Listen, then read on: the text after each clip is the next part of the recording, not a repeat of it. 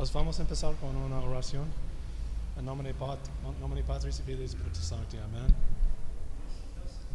Oh Señor, Padre, Hijo y Espíritu Santo, pedimos la gracia por la intercesión de la Santa Virgen María y todos los santos, de ser atentos hoy y aprender algo de la historia de México y su relevancia para nuestra fe católica, la presencia aquí en este país de la Iglesia Católica, para la evangelización de los pueblos de este hemisferio.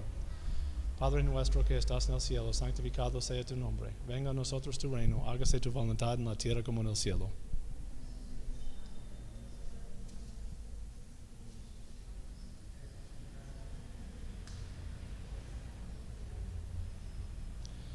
Dios te salve María, llena eres de gracia, el Señor es contigo. Bendita tú eres entre todas las mujeres y bendito es el fruto de tu vientre, Jesús.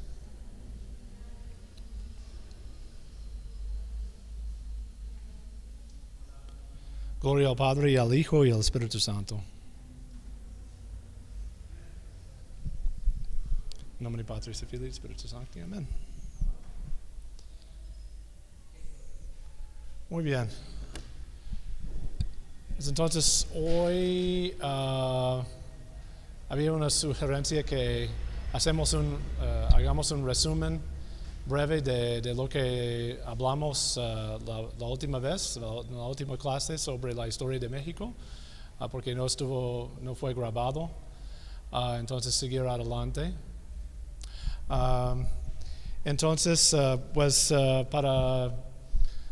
Para revisar rápidamente, empezamos, esta lectura es sobre la historia de México y particularmente la historia eclesiástica, hasta su que pertenece a la historia espiritual de este país, ¿no? Y el gobierno de España, todo eso que es relevante para la iglesia, para nuestra fe. Y un concepto que fue muy importante en la última lectura fue el concepto de la sociedad perfecta. ¿Qué es una sociedad perfecta? Y en el concepto de la iglesia hay dos sociedades perfectas. Uno es el Estado, y esa sociedad es la sociedad perfecta en el nivel natural, podemos decir. Y la sociedad perfecta sobrenatural es la Iglesia Católica, la Iglesia Universal. Y decir perfecta no quiere decir que la gente en la sociedad es moralmente perfecta. No está diciendo que las personas nunca pecan, nunca hacen errores. No está diciendo nada así. Simplemente está diciendo que la sociedad en sí misma, de acuerdo con sus fines propios, está completa. No necesita ser parte de otra sociedad. No es un subsidiario, ¿no? Subsidiario se dice, de otra sociedad más grande. Okay. Y hay tres niveles de sociedad natural. La primera es la familia, la base, ¿no? del resto, el núcleo de la sociedad, ¿no? Y el segundo nivel es el tribu, podemos decir, o el pueblo, un pueblo pequeño, ¿no? Como cualquier habitación que tiene pocos habitantes. Esa sociedad consiste en varias familias, pero y entonces es más extensa. La familia sola no puede ser completa porque necesita otras familias para que la gente de esa familia pueda realizar su naturaleza como seres humanos. No es apropiado que se casen entre sí por varias razones, y tampoco hay suficiente gente en una familia de cooperar económicamente, etc. Entonces es necesario tener otro nivel de la sociedad sé que se puede llamar el tribu, y eso consiste en un patriarca. Si no hay más, si no hay ningún estado, y esa es la sociedad máxima de ese grupo, entonces las personas en esa sociedad viven de manera bastante, podemos decir, primitiva, ¿no? No están siempre luchando por su sobrevivencia, ¿no? Y no tienen una historia escrita, no tienen la matemática, o muy poco de la matemática, muy poco de la ciencia, podemos decir. El ingeniero es muy primitivo, etc. Y entonces esas sociedades tampoco son completos, aunque hay gente que sí vive todas sus vidas en sociedades así. Pero la sociedad que es completa al nivel natural, podemos decir, es el estado, o también se dice la ciudad, el estado, el polis en griego, o civitas en latín, y ese es varios pueblos o varios tribus combinados en algo más grande.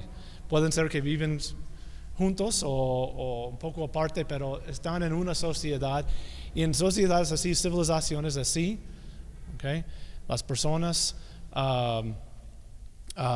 pueden realizarse como seres humanos de manera más completa, porque pueden desarrollarse intelectualmente, tienen el tiempo para ser filósofos, podemos decir, ¿okay? Y es por la filosofía que llegamos a conocer a Dios en la teología natural, ¿okay? Pero eso tampoco es suficiente para los propósitos de Dios, ¿no? Dios nos ha dado otra vocación sobrenatural, ¿no? Es contemplar a Él para siempre en la visión beatífica y ser santos, etc. Y nos ha dado otra sociedad que también es una sociedad perfecta y completa, y eso es la Iglesia Católica, la Iglesia Universal, y tiene sus partes, por ejemplo, los diócesis o las parroquias, etc. Y esas sociedades no son perfectas, son subsidiarios de la sociedad perfecta, podemos decir, de la Iglesia, ¿no? Eso no quiere decir que el Papa es una persona perfecta, o los sacerdotes, o los obispos, o los laicos de la Iglesia son personas perfectas moralmente. Solo quiere decir que la Iglesia no es parte del Estado, no es una parte del Estado, y el Estado no es una parte de la Iglesia. ¿Okay? Son completos de acuerdo con sus fines. Uno natural del Estado y otro sobrenatural. ¿Okay? Y la Iglesia puede entrar en lugares donde no hay ningún Estado. Entonces la Iglesia no depende del Estado absolutamente para existir. Puede entrar en lugares donde la gente está viviendo en tribus y no hay ningún Estado, pero la Iglesia puede funcionar. ¿Okay? Entonces, lo que observé la última vez es que, en la última clase, es que en las Américas, los indígenas que están viviendo aquí, algunos sí muchos vivían en tribus, pero había muchos que vivían en civilizaciones, ¿okay? Verdaderamente civilizaciones, estados muy bien desarrollados, ¿no? Con la matemática muy avanzada, la arquitectura avanzada, ingeniería, ingeniería avanzada, todo eso, ¿no? Tenían un alfabeto, tienen alfabetos, podían escribir su historia, etc. Entonces encontraron gente bastante avanzada, pero no sabían el Evangelio. Y no habían llegado todavía al nivel filosófico de los griegos, tampoco de Europa, pero de todas maneras bastante avanzados. ¿Okay? Y entonces conquistó. Los conquistadores conquistaron México en específico con la ayuda de los indígenas aquí.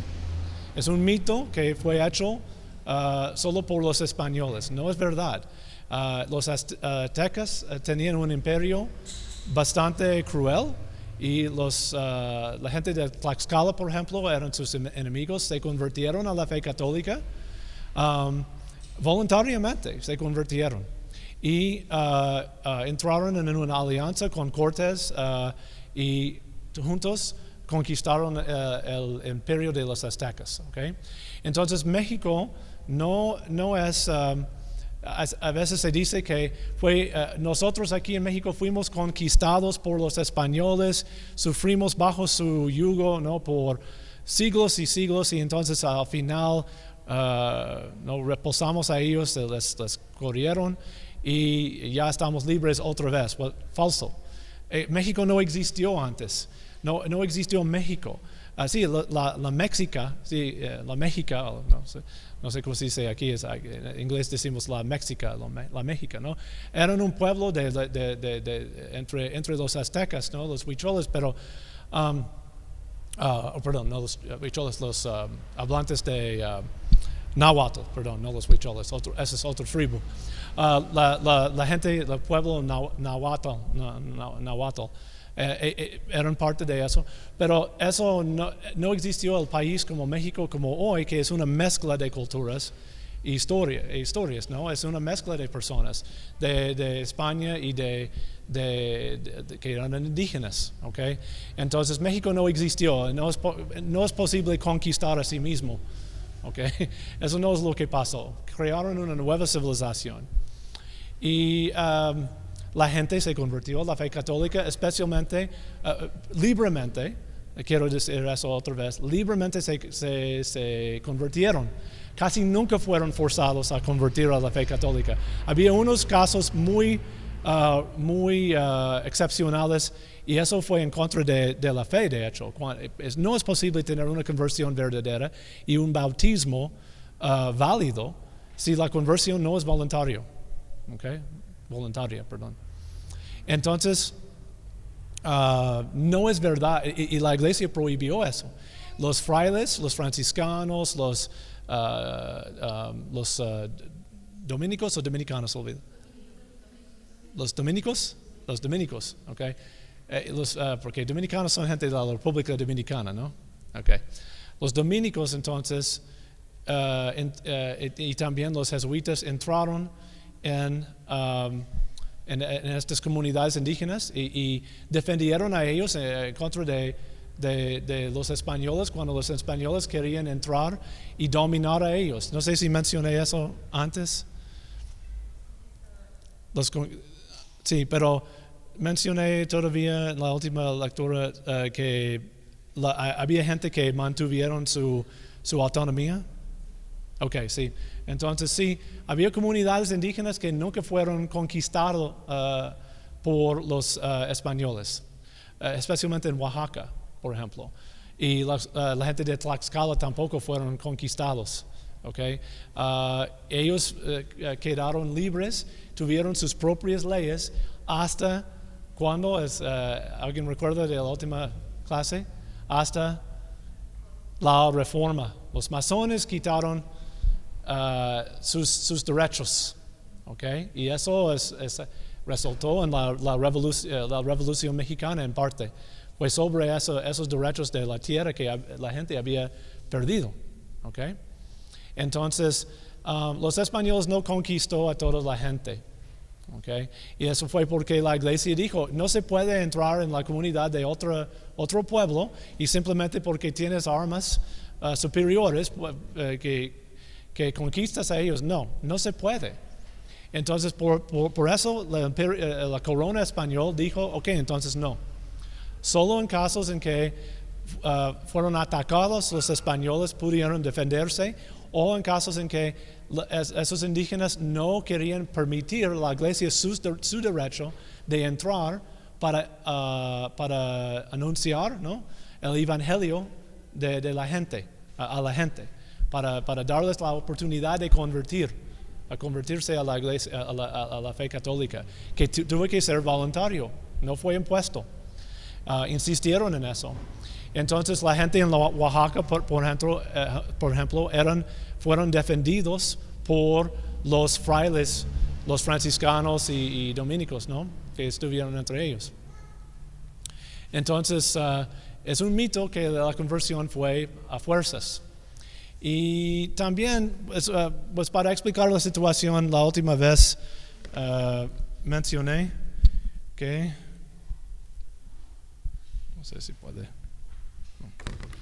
Mencioné que había realmente una dinámica en la Nueva España, ¿no?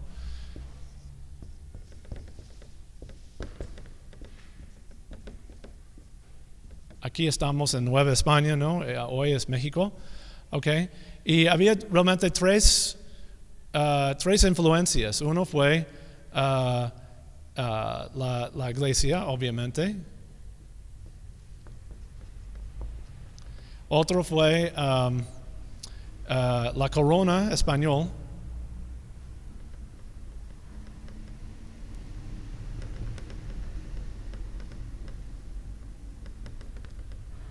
Y al final, podemos decir los criollos o colonizadores. La gente que vivían aquí, pero eran de ascendencia español, ¿okay? Que no nacieron en la península, ¿no? En Iberia, en España, ¿okay? Y la dinámica era que particularmente la iglesia tenía la tendencia, había mala gente en la iglesia también, malos clérigos, ¿no? Pero generalmente la iglesia defendió los indígenas, los defendió muy fuertemente y sus derechos. La corona española era en esta época, en los primeros siglos de la época colonial, era bastante piadosa y generalmente apoyó a la iglesia y prohibió el abuso de los indígenas por sus leyes. El problema es que esas leyes, esos principios no fueron obedecidos, ¿no? En Nueva España. No siempre, a veces sí, a veces no. Y la razón es que la gente que llegó, muchos de ellos querían aprovecharse de los indígenas de varias maneras, ¿ok? A veces fue de aprovecharse de las mujeres y es por eso que había mucha gente que nació y no conocían sus papás.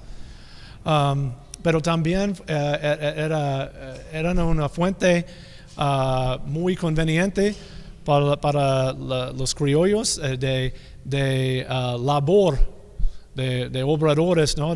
Para cualquier proyecto que tuvieron, ¿no? Comercial. Entonces querían explotarlos como labor gratis, ¿no? La corona prohibió la esclavitud. No fue legal esclavizar a los indígenas aquí. Los africanos sí, que fueron comprados en África y importados aquí en México, sí, ellos sí los permitieron, aunque la iglesia luchó en contra de esto también. Cualquier persona que fue esclavizado en África y no fue prisionero de una guerra justa, esa persona no pudo ser esclavizado. Y la iglesia intentó contrarrestar esta tendencia de esclavizar a los africanos, pero no tenían éxito hasta el siglo XIX. ¿Okay? Había varios intentos de hacer eso.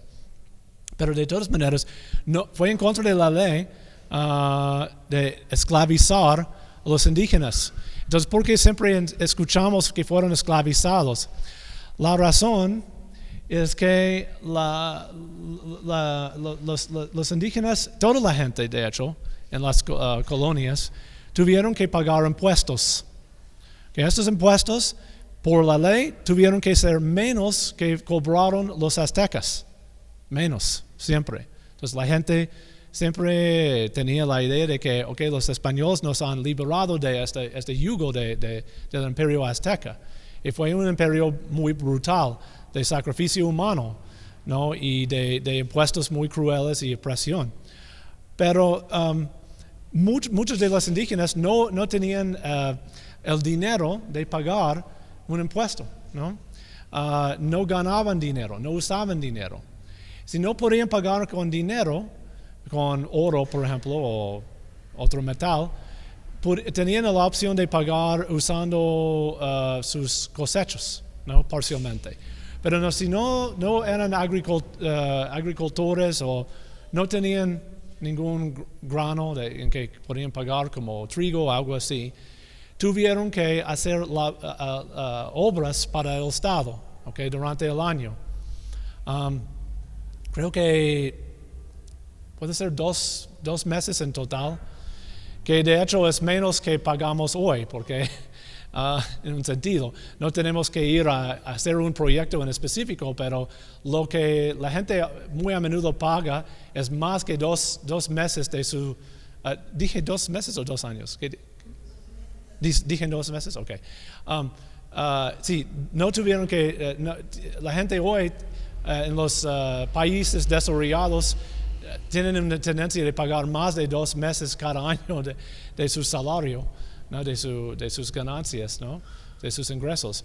Pero de todas maneras, las personas, creo que fue como 2 meses que tuvieron que hacer labores para el Estado. Y ese sistema fue explotado a veces de manera muy cruel por intereses comerciales. El Estado podía enviar los indígenas a trabajar en las minas y muchos murieron en las minas. La corona española intentó poner fin a estos abusos, pero no fue exitoso. Y de hecho, había una vez que intentó cambiar todo el sistema legal de las colonias y los criollos se levantaron en contra de la corona y la corona casi perdió control totalmente de sus colonias. Entonces, fue imposible de completamente imponer estas leyes para proteger a los indígenas, pero había muchos intentos. Lo que no se sabe mucho entre los mexicanos que he visto, muy a menudo están sorprendidos sobre esto, porque les dicen que el imperio español nos oprimió mucho, ¿no? Mucho. Y la iglesia siempre estuvo ahí para ayudar a ellos a hacerlo. Y el único sentido que eso podría ser verdad es que si la corona, en cuanto la corona fue opresor, que no, yo creo que como corona en sus leyes no fue, generalmente. Pero en cuanto que fue, sí, la iglesia siempre dice que hay que obedecer las leyes, ¿no? Y obedecer al gobierno. Pero la iglesia también luchó en contra de las autoridades locales cuando las autoridades locales querían imponerse en los indígenas. Y de hecho, una de las leyes que consiguieron de la corona española fue esto, que en una zona indígena ningún criollo o peninsular, ningún español podía entrar y estar más de 3 días a la vez. Y creo que tuvo que pasar desde ahí a otro lugar y no podía quedarse más de 3 días y no podía regresar por meses después. ¿Okay? Había una excepción, la iglesia. La iglesia sí podía estar ahí entre los indígenas, con sus templos, con sus misiones, etc. Y lo que pasó es que no solo en las zonas indígenas, pero también en los pueblos pequeños donde la gente era pobre y los ricos querían oprimir a ellos, tenían en sus pueblos normalmente un sacerdote con el templo, etc. Y había una ley. Y esta ley es muy interesante porque hoy día suena casi mal a nosotros por los escándalos que hemos visto entre el clero, desafortunadamente, particularmente en Estados Unidos y Europa. Pero en esa época había un principio muy fuerte que ningún clérigo podía ser procesado por el Estado. Solo la iglesia podía procesar un clérigo. ¿Okay?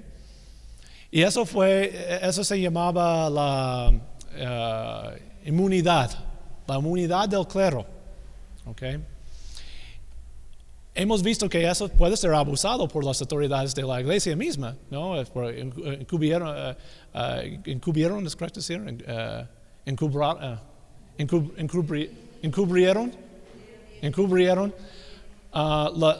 la pederastía entre muchos clérigos recientemente, y eso fue una tristeza horrible. Entonces sí puede existir corrupción en la iglesia, pero en esta época el tema fue muy diferente, la cuestión fue muy diferente. Esa inmunidad de los clérigos fue muy importante, porque los clérigos, los padrecitos se llamaban, que estaban en esos pueblos, tenían inmunidad de ser procesado. ¿Y qué quería decir eso? Que cuando ellos defendían su pueblito de cualquier agresión o injusticia, las autoridades no podían ni tocar a ese sacerdote. Entonces tuvieron alguien para abogar por sus derechos. ¿Okay? Y eventualmente la corona española, bajo otra dinastía, la dinastía de los Borbones, porque en la época, la primera época de las colonias, aquí en el Nuevo Mundo, los Habsburgos eran los reyes y eran muy piadosos, pero después de una guerra sobre la sucesión de los reyes de España, fueron reemplazados por otra dinastía que eran los Borbones franceses, y ellos fueron menos piadosos, mucho menos, y querían controlar la iglesia y querían quitar la inmunidad de los sacerdotes. Y es por eso que en el siglo XVIII, antes de la independencia de México, había varios levantamientos en contra de la corona española, en contra de las autoridades aquí, porque querían quitar, por ejemplo, los jesuitas de todo México. De hecho, querían abolir ese orden completamente. Los jesuitas protegían a la gente, y también los otros sacerdotes, particularmente de los franciscanos y dominicos. Entonces la gente se levantaron en armas para defender los clérigos. Y cuando empezó la revolución, la independencia, el movimiento para la independencia, uno de los ¿cómo se dice? Los demandas, ¿cómo se dice? Una de las cosas los principios, de todas maneras, de los revolucionarios fue que hay que insistir en que la única religión de México iba a ser la fe católica, y que hay que mantener la inmunidad del clero. ¿Okay? Esto fue sí un tema religioso, porque la gente era muy católico. ¿Okay? Pero también la gente sabía que esas personas defendían a ellos, ¿okay? En contra de gente que quería oprimir a ellos. Entonces eso fue un tema muy fuerte, muy importante, una cuestión muy importante en la independencia. Entonces la historia es un poco diferente que normalmente nos dicen, ¿no? Es que entonces esta gente quería esclavizar, quería entrar, por ejemplo, en las zonas donde los indígenas tenían sus propios gobiernos, particularmente, por ejemplo, en Oaxaca. Y allí los frailes defendían muy fuertemente los derechos de los indígenas. Tenían derecho de gobernarse a sí mismos. La corona española no gobernó directamente a esa gente. Sí, es verdad que mantuvieron la paz entre ellos y tuvieron que, como para los servicios en ese aspecto, podemos decir respecto a eso, la corona creo que cobró algún impuesto sobre ellos, pero mantuvieron sus propias leyes y su propio liderazgo, etcétera, su propio gobierno. ¿Okay? Y eso duró hasta después de la revolución. Entonces, ¿qué pasó en la revolución? Después de la independencia. Entonces, ¿qué realmente pasó con la independencia en 1821? Lo que pasó es que Pues inicialmente la iglesia tuvo sus privilegios. La corona ya no estuvo. Pero poco a poco quitaron los privilegios de la iglesia, podemos decir, o sus derechos realmente. Y esta fue la clase que estuvo encargado, ¿ok? Gente que eran generalmente de sangre criollo, ¿ok? No todos ellos, no estoy diciendo que todos eran mala gente o algo así, pero estoy diciendo que sin la corona, y muchos de ellos se hicieron masones, ¿ok? Y ya, de hecho, ya en España misma había la masonería y liberalismo que también estaba influyendo ahí de todas maneras. Entonces esto habría pasado de todas maneras, ¿ok? Yo creo que incluso sin la independencia probablemente. Pero sin estas influencias, la mala gente entre los criollos, especialmente organizado por los logias de masonería y particularmente de los yorquinos, ¿okay? Que fueron organizados por un embajador de Estados Unidos que es, ¿cómo se llamaba? Poinsett, ¿no? Poinsett. Un hombre de descendencia francés que era de una familia protestante de los Huguenots, ¿no?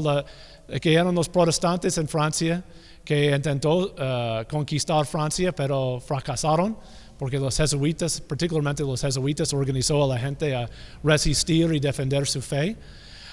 Pero de todas maneras, él no fue muy en contra de la Iglesia Católica y organizó la logia de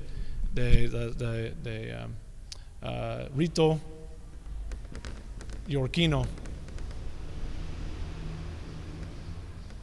No sé si se escribe así. The York Rite. Oops. Hold on.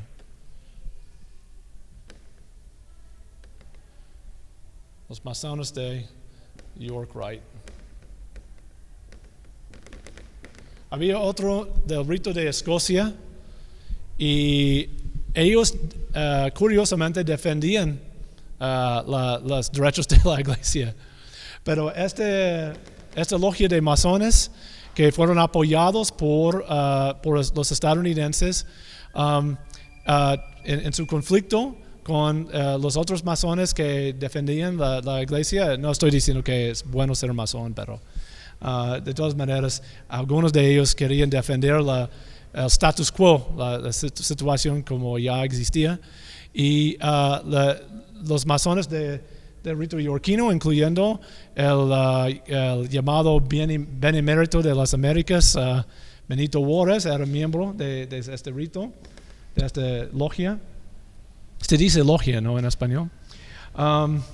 Que ellos ganaron la batalla, ¿no? Conquistaron el país y impusieron su agenda masónica liberal, que fue que se llama hoy la reforma. La reforma, ¿okay? Entonces eso es lo que pasó. Esencialmente el país perdió los pobres y la gente perdió no perdió la iglesia, pero perdió la iglesia perdió sus derechos y con esos derechos podían defender a la gente. La iglesia también, como entiendo yo, era el dueño de muchas tierras, y mucha gente trabajaba en esas tierras, pero solo tenía que pagar a la iglesia muy poco. ¿Okay? Lo que pasó con la reforma es que vendieron esas, se supone que dieron esas tierras a la gente que estaba trabajando en esas tierras. Pero muy rápidamente los ricos quitaron las tierras de la gente. Yo supongo probablemente porque la gente ya tenía que pagar impuestos que no tenían que pagar antes para mantener la tierra, sus tierras. Y por varias razones manipular el sistema legal, etc. Dentro de 40, 50 años después del inicio de la reforma en 1910, solo creo que fue 5% de las familias de este país controlaban 90% de las tierras. No existió este problema antes. Y también, bajo el régimen liberal, había inflación, ¿no? Los precios subieron, pero el sueldo que tenían que pagar a los obreros no se subió. Entonces cada vez más estaban pagando menos y menos y menos a sus obreros. Eran esencialmente endeudados, ¿no? con los dueños de las tierras y no pudieron salir. Entonces fue como una esclavitud que había emergido. ¿Por qué? No por la iglesia. De hecho, hay un libro que se llama México frente a la iglesia, o ¿cómo se llama? ¿Alguien recuerda el nombre de ese libro que salió hace como 10 años? México frente a Dios, o algo así. Y nunca leí este libro, pero lo que leí del libro fue escrito por un liberal en este país. Y es una obra de ficción. Y definitivamente ficción. Y lo que el libro dice es que esencialmente que todos los problemas de México son la culpa de la Iglesia Católica. ¿Okay? Más de 150 años después de que la Iglesia perdió sus derechos y estuvo encargado un gobierno liberal, anticatólico, anticlerical, encargado de este país y causando los problemas del país. No, la culpa fue la iglesia, se dice, ¿no? Eso es lo que esta clase liberal dice a sí mismo, ¿no? Es como racionalizan, ¿no? su comportamiento y sus políticas, etc. Pero realmente eso no es la verdad. Eso no es lo que pasó en este país. ¿Okay? Entonces, como decía, eso era la situación de que bajo el imperio español, la gente eran protegidos por las leyes, protegidos por la iglesia generalmente, aunque sí a veces había clérigos que fueron corruptos, claro, y que no hicieron no cumplieron con sus obligaciones de defender a la gente. Pero de todas maneras, y también había los criollos que muy a menudo estaban, ¿no? impulsando esta tendencia de abusar a los indígenas y los pobres. Pero de todas maneras, la gente confió mucho en el clero, mucho, y eso nos dice mucho sobre la situación en Nueva España. La clase liberal puede decir, no, es que fueron engañados. Well, ¿cómo uno puede engañar a la gente y hacerles pensar que estás explotando a ellos cuando que uno no está explotando a ellos si uno está haciéndolo? ¿Cómo se hace? La verdad es que la gente estaba viviendo su fe diariamente y no vieron los sacerdotes como opresores. ¿Es correcto decir opresores? Opresores. Gracias. No los vieron como opresores de ninguna manera, generalmente. No digo que nunca pasó eso, sí pasó, y a veces había resentimiento, pero generalmente no. Y de hecho, la gente era tan apegado a la iglesia que, como decía, cuando los Borbones intentaron quitar los derechos del clero, se levantaron en armas. Y otra cosa que sabemos es esto, que en el inicio de la independencia de este país, con Hidalgo, pues primero, ¿quién estaba liderando esta revolución, esta lucha para la independencia? Un sacerdote, ¿okay? ¿Y un sacerdote con qué? Un símbolo de la fe católica, que fue Nuestra Señora de Guadalupe, ¿okay? Y no solo eso, lo que les dijo es que, ¿sabes qué? Los males peninsulares, la gente de España que están aquí gobernando a nosotros, quieren traicionar el rey de España. Y necesitamos proteger los derechos del rey. Es lo que dijo. Ahora bien, si la gente odia la corona española y odia la iglesia, ¿cómo uno puede puede causar un levantamiento así, tan violento y tan fuerte, en el nombre de defender el rey y la iglesia. Okay. De hecho, la gente tenía mucho miedo del nuevo gobierno en España porque fue impuesto ¿por quién? Por los franceses liberales que habían invadido la península y ha influido mucho en España. Y entonces el segundo líder después de la muerte de Hidalgo, que no estoy diciendo que lo que Hidalgo fue bueno, o desobedeció la iglesia y causó mucha violencia y mucha muerte, ¿y para qué? Pero de todas maneras, es interesante que fue sacerdote y la gente no lo vio como mala persona por ser sacerdote del opuesto. El segundo líder ¿no? de este movimiento fue también Morelos, también un sacerdote. Y uno puede ir a internet y ver las declaraciones que hicieron bajo su liderazgo y insistieron en la unidad del clero, que la iglesia, la fe católica sea la única religión permitida en México, ¿no? Entonces, ¿cómo puede ser si la gente es oprimido, ¿no? Oprimido, ¿no? Oprimido por la iglesia? ¿Cómo van a seguir un sacerdote así, escribiendo cosas así? ¿Cómo? No tiene ningún sentido. Entonces, al final, ¿cómo pasó la independencia? Algo también que es muy olvidado, de que el gobierno aquí en México, colonial, del gobierno de España, estaba, ¿no? en su conflicto con los rebeldes, podemos decir, el movimiento de independencia, y estaban por enviar a Iturbide, Agustín Iturbide, el general, ¿no? Que iba a conquistar, que iba a derrotar este movimiento. Pero lo que pasó es que en 1820 en España un nuevo gobierno entró en poder que fue muy liberal y creó una nueva constitución liberal en España, anticatólica, que también quería quitar los derechos de la iglesia. ¿Okay? Entonces la gente en México estuvo totalmente escandalizado. No solo los pobres, sino también las clases más altas también.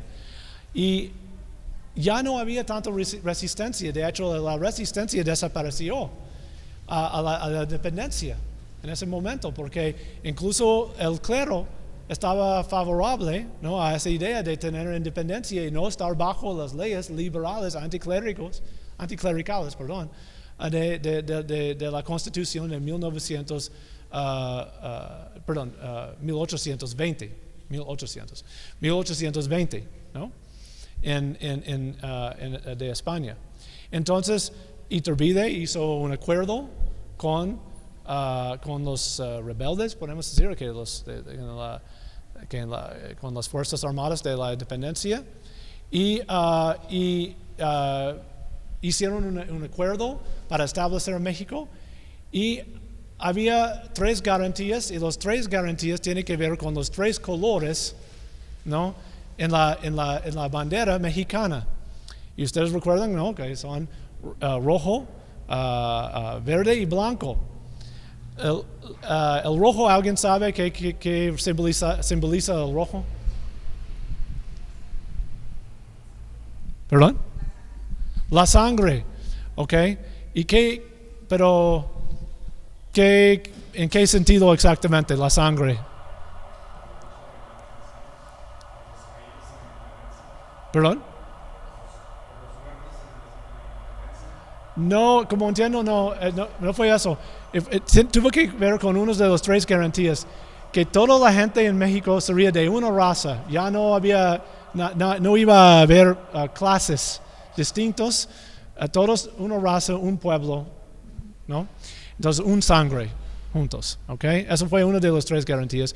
Otro fue la independencia misma y la soberanía de la gente mexicana o de todas maneras, pues sí, de la gente mexicana en su propia tierra. Entonces la verde representa la tierra en México, ¿ok? Y el blanco, ¿alguien sabe? ¿Ah? La esperanza. La esperanza. Eso es lo que les han dicho, ¿no? Les han dicho, perdón. ¿Qué es la esperanza? No, eso no fue el significado. ¿Alguien sabe? Es muy interesante. ¿Ustedes aprendieron eso en sus escuelas? Ah, la esperanza. Oh.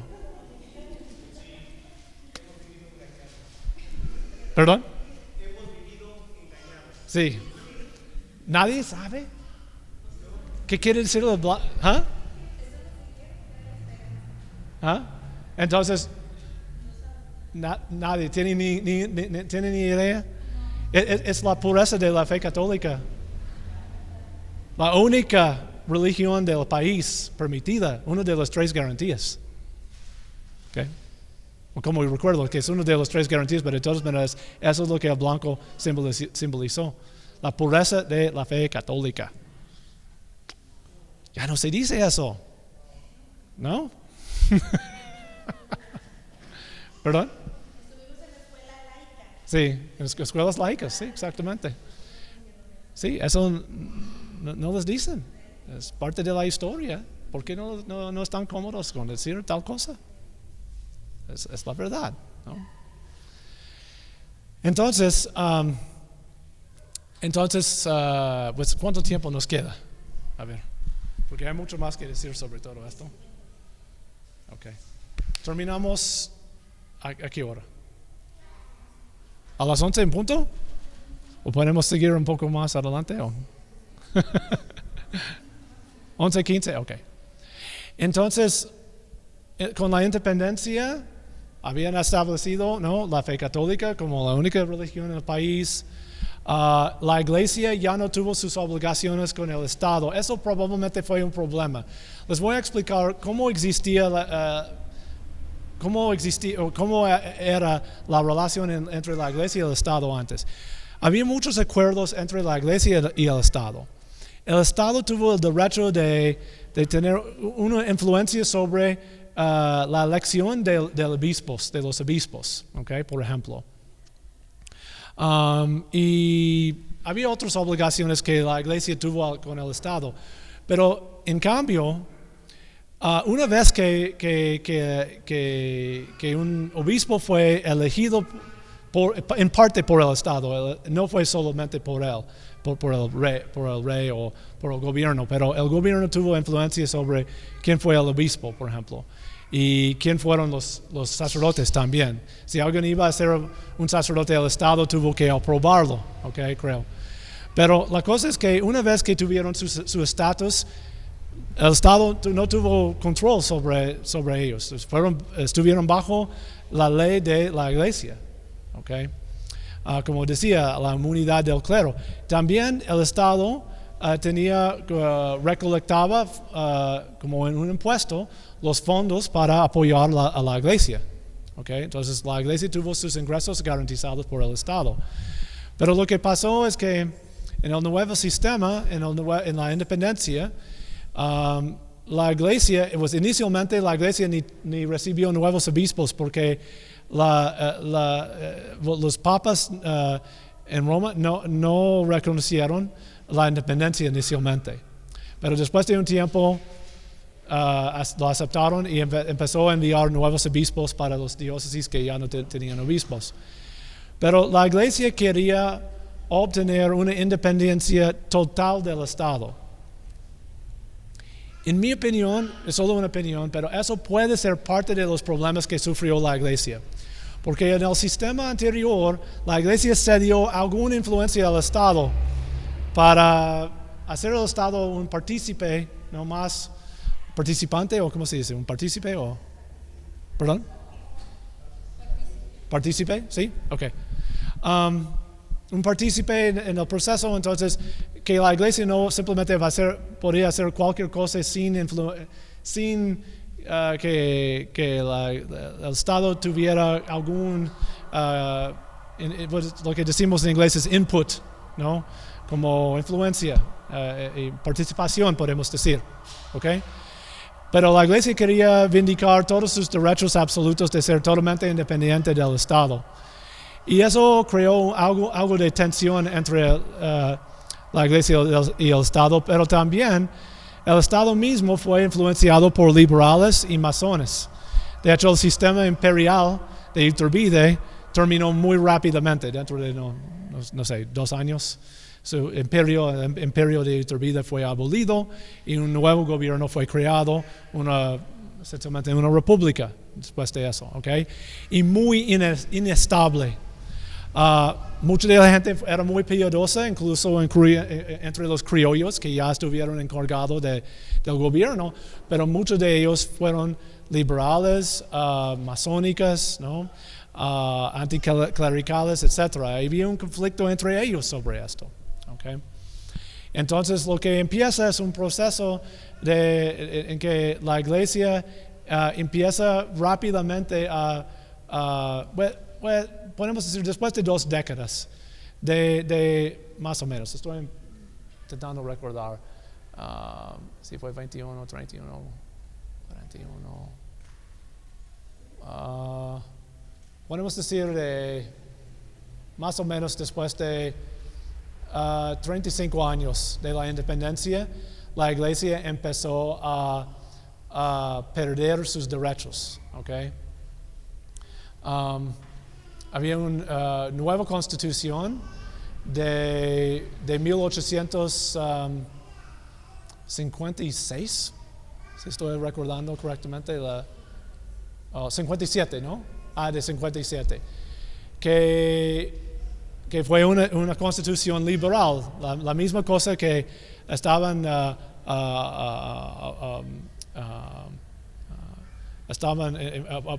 en contra, ¿no? Estaban en contra de la misma cosa en España. Ahora tenían su propia constitución liberal que quitó los derechos de la Iglesia y quería tratar a la Iglesia como cualquier otra institución y sin reconocer su papel tradicional en este país. También que perdió sus derechos, sus tierras de su propiedad, excepto los templos mismos. Entonces los liberales empezaron a cerrar los conventos. De hecho, estaban muy en contra de los monjes, los hermanos y hermanas, ¿no? El monasticismo en este país, ¿okay? Y empezó a clausurar, ¿es correcto decir? Cerrar, ¿perdón? Cerrar, okay, cerrar, sí, okay. Los monasterios, ¿no? Y entonces quitó mucho de las tierras de ellos y también de los indígenas en el mismo proceso para privatizar, ¿no? Esas tierras. Pero realmente fue un proceso de dar esas tierras a la clase rica, ¿okay? En el nombre del progreso, porque se supone que no podía progresar el país sin estos cambios. Pero progresar ¿en qué dirección?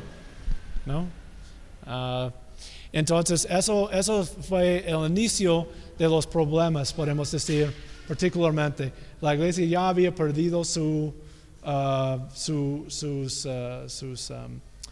derechos, la corona española obviamente también, y entre los criollos la gente del rito yorquino estuvo encargado.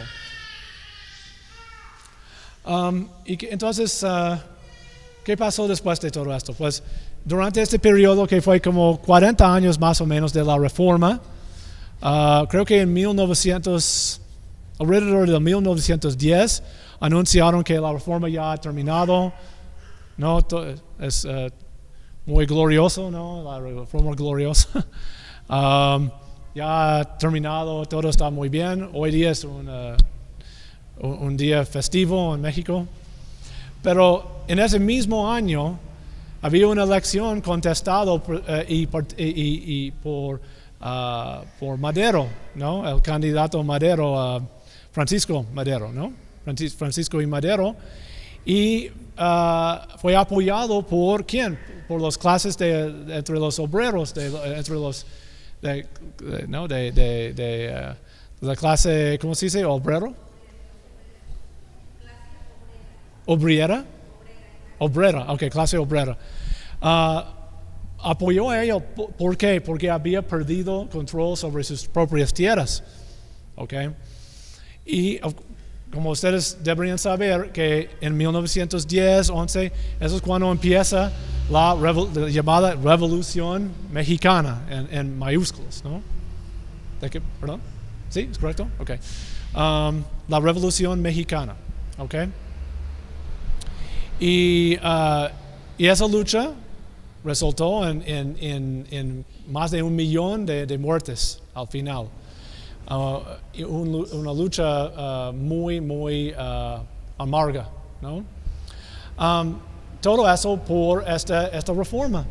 Tuvo que ver con la reforma, esencialmente las injusticias de la reforma. Okay. Lo interesante de Francisco Madero es que como reformador, ¿no? Alguien que quería reformar la reforma, okay, estaba aliado con estas clases de oprimidos por los ricos. Entonces, Madero no oprimió la iglesia. De hecho, por la primera vez en muchas décadas, los católicos podían participar en el proceso político, que había sido prohibido bajo la Constitución o bajo los regímenes liberales y masónicos antes. Bajo Madero, sí podían participar y tenían un partido político que se llama el Partido Católico, ¿no? Okay. Y participaban en las elecciones. Tenían libertad por como 3 años, más o menos, 2 o 3 años. ¿Y por qué? Porque los sacerdotes, el clero, había muchos entre ellos que apoyaron a Madero. ¿Y por qué? Que estuvieron con su gente que fue oprimido por el sistema liberal. Okay. Entonces, otra vez podemos ver quién está al lado de los pobres, quién está oprimiendo a quién. Es muy interesante, ¿no? Porque es lo opuesto de la impresión que las personas reciben en las escuelas públicas, y probablemente privadas también, porque creo que esas escuelas también han sido influenciadas mucho por estas ideas, ¿no? Pero no es la verdad. Entonces, otro hecho interesante es que ¿quién mató y derrocó Madero? ¿Alguien recuerda?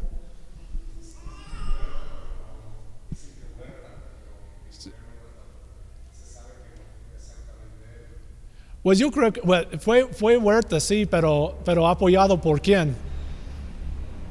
Por el embajador de los Estados Unidos. Okay. Es muy triste.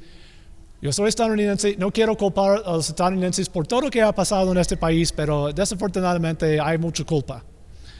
Lo bueno es que ese embajador fue reemplazado por otros que fueron mejores después de, sí, él apoyó, él sugirió a Huerta que apoderara del país, okay?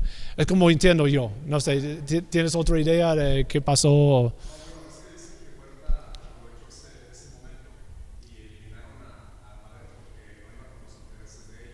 ¿Por qué no qué?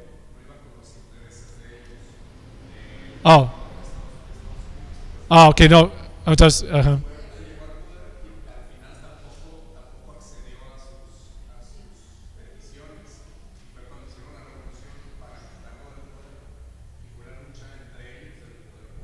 sí, para derrocar a Huerta.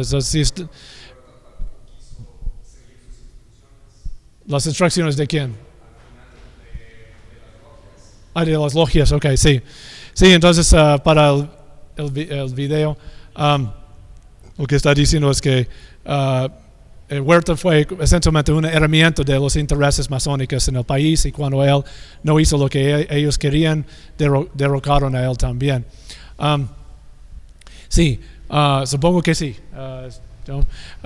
Yo sé que había influencia de Estados Unidos y supongo que probablemente de otros, alguna gente de todas maneras aquí en este país que tenían sus propios intereses. Pero lo interesante es otra mentira que los masones y la clase liberal ha promovido en este país por mucho tiempo, y eso es que Huerta, un general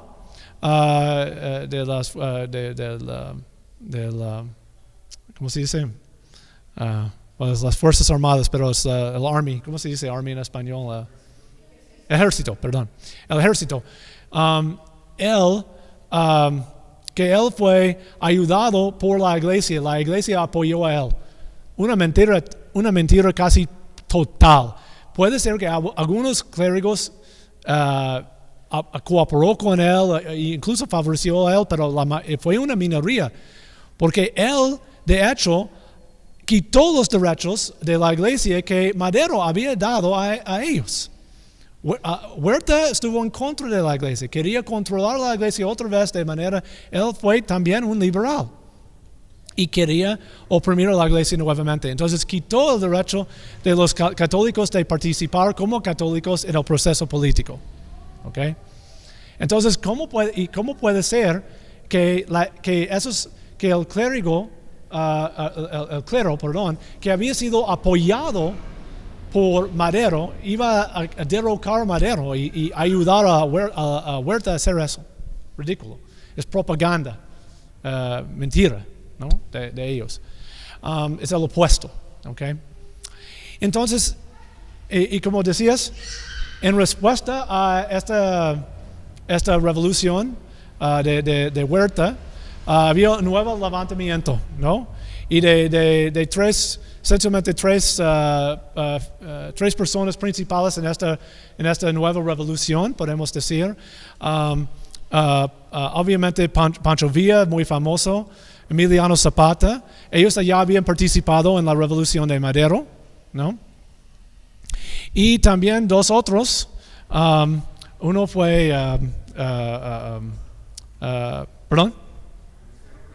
Carranza y Álvaro Obregón, su general, podemos decir, principal. ¿Okay?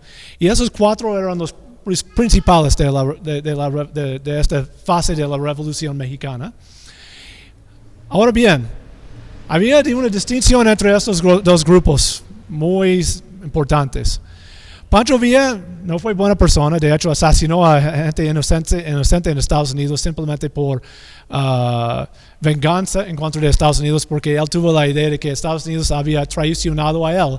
Pero de todas maneras, él siempre respetó el clero. Okay, siempre respetó la fe católica, no atacó la fe católica.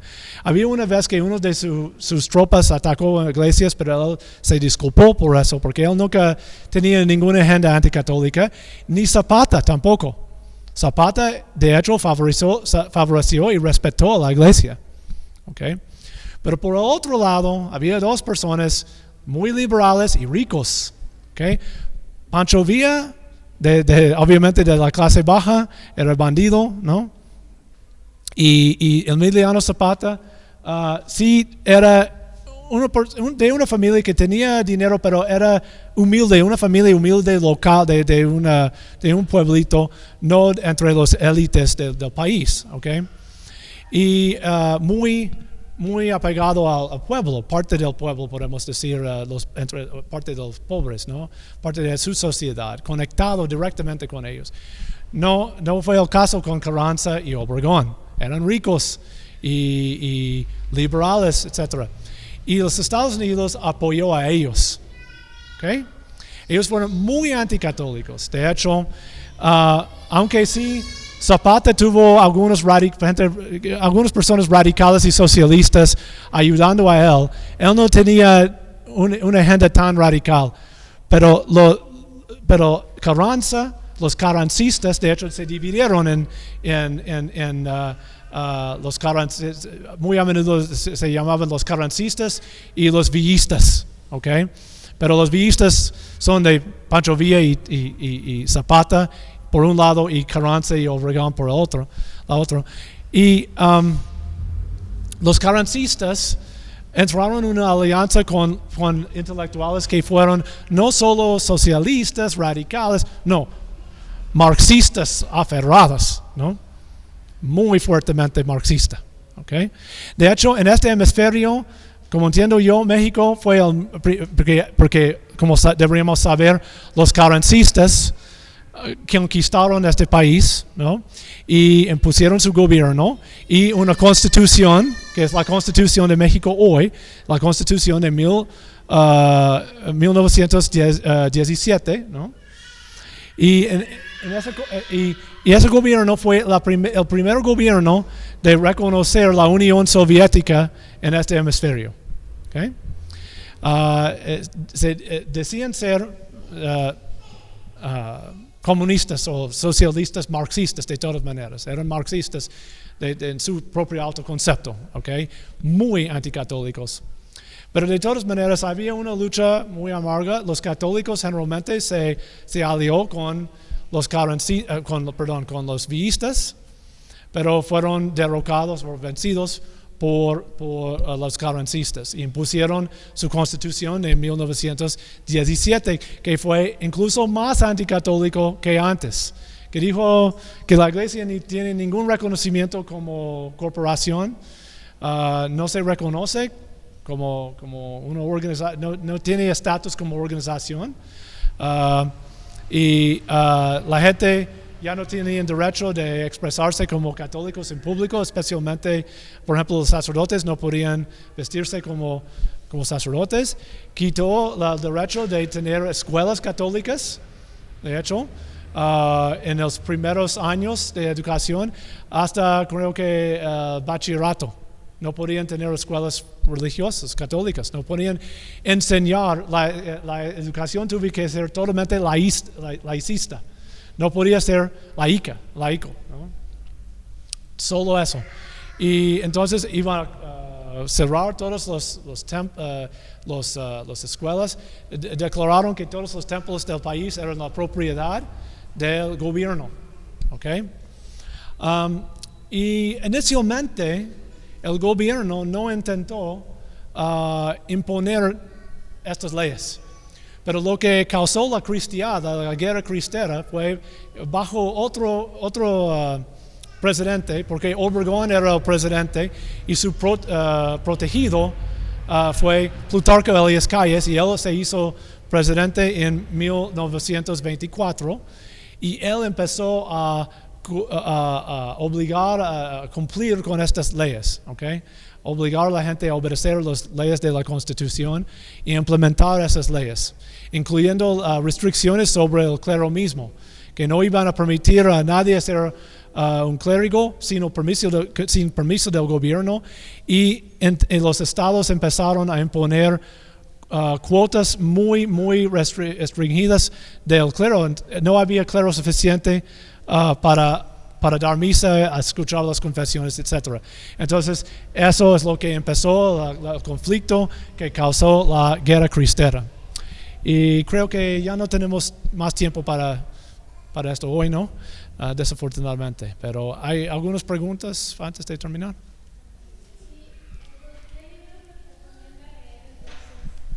¿Perdón? Libros. ¿Qué libros nos podría decir para leer, para investigar?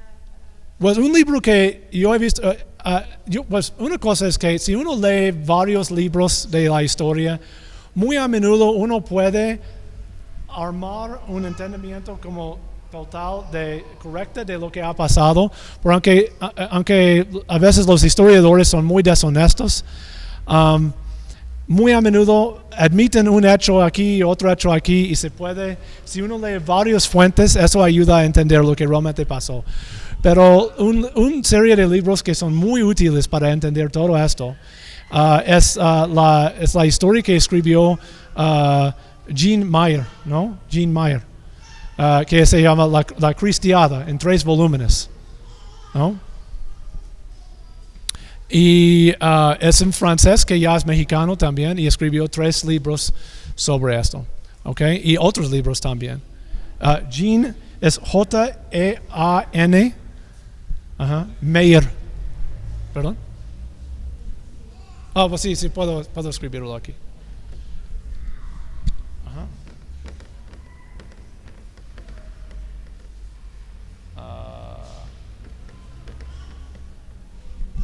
en Meyer. Yo hice una entrevista con él, de hecho, para una publicación en Estados Unidos. Es él que me dijo personalmente que creo que el presidente Echeverría había dicho a él personalmente en una entrevista que 250,000 personas murieron en la cristiada. Okay. Pero si buscas la cristiada en cualquier historia escrita en este país, casi cualquier historia escrita en este país, cualquier historia del país general, la cristiada es como una página. Quieren olvidar todo eso. Okay. Pero de todas maneras. Okay, entonces yo recomiendo sus libros en español. Y hay otros. No estoy recordando. Hay una historia de la colonización, podemos decir, de todo el Nuevo Mundo por los españoles y los portugueses, que estoy olvidando el nombre, pero es un libro que es rojo, es pasta blanda, y se puede encontrar, por ejemplo, en la Feria de los Libros aquí. Es por un historiador, creo que alemán, y fue traducido en español. Estoy olvidando. Creo que es la historia de España, la época colonial se llama. La historia de España, volumen X, no sé cuál volumen es, porque es parte de una serie y dice la época colonial. Si ustedes buscan en internet se puede encontrar. Ese libro es muy interesante y te dan muchos hechos muy útiles para realmente entender lo que pasó en la colonización. No he leído eso, pero he escuchado que es muy bueno. Tierra de los Volcanes, ajá. Ok, ajá. Uh-huh. Sí, hay editoriales que venden libros que son no son que son en pro de la Iglesia Católica, y se puede leer, aprender cosas que uno no aprende en otros libros, ¿no? Escritos por la clase en las universidades seglares, por ejemplo. Okay. ¿Cómo se llama? ¿Se llama La Conquista? Oh, sí, su historia personal. Sí, ok, sí, también, sí, esa historia. ¿Cómo se llama? ¿Fernández? ¿Bernal? Oh, Bernal Díaz de Castillo, ok. Muy bien, sí. He visto ese libro, no que he leído ese libro, debería de ser.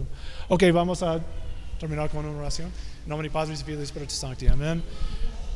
Gracias agimus tibi, Domine pro universis beneficis tuis, qui vivis et regnas in saecula saeculorum.